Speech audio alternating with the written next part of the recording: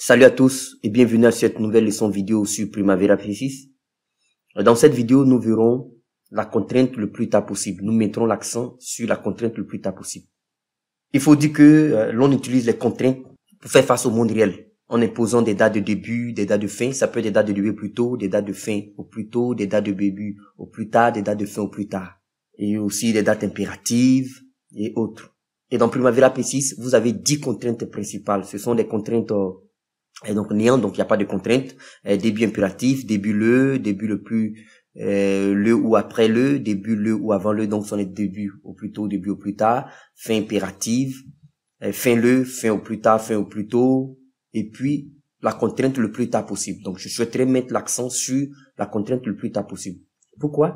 Parce que c'est une contrainte qui est très importante lorsqu'on travaille sur un planning, qu'on bosse sur un projet en tant que planificateur. C'est une contrainte qui est beaucoup utilisée parce qu'elle permet de faire des rétro-planning et elle permet de faire face à des sujets critiques. Par exemple, vous avez ce planning et vous voyez que nous connaissons la date de début de travaux. La date de début de travaux est fixée au 1er août 2023 et vous avez les tâches qui viennent avant.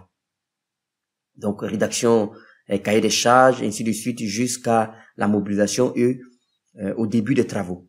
Vous connaissez la date de début des travaux, donc on vous dit le début des travaux est fixé au 1er août 2023. Donc, quelle est la date au plus tard possible, par exemple, de fin de la tâche rédaction cahier des charges. Donc, c'est la contrainte le plus tard possible qui vous permet de pouvoir résoudre ce problème. Vous connaissez la date de début, donc vous voulez connaître les dates au plus tard de toutes les tâches qui viennent, que ce soit les débuts au plus tard ou les fins au plus tard. Donc, c'est la contrainte le plus tard possible qu'on utilise.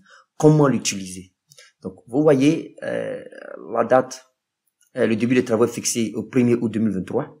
Donc, pour cela, on veut que les autres tâches viennent le plus tard possible. Comment on le fait pour résoudre ce problème? C'est un rétro-planning qu'on va faire.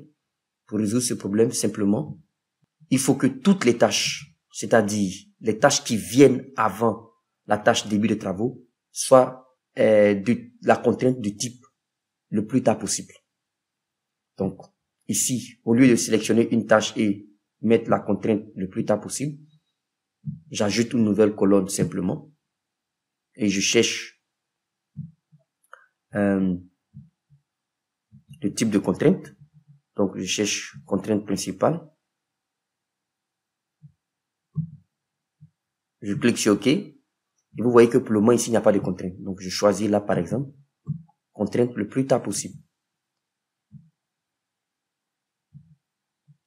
Et en utilisant la fonction remplir vers le bas, je sélectionne l'avant-dernier élément, je fais qu'un clic droit et je clique sur remplir vers le bas. Et vous voyez que toutes les autres tâches, maintenant, ont la contrainte le plus tard possible.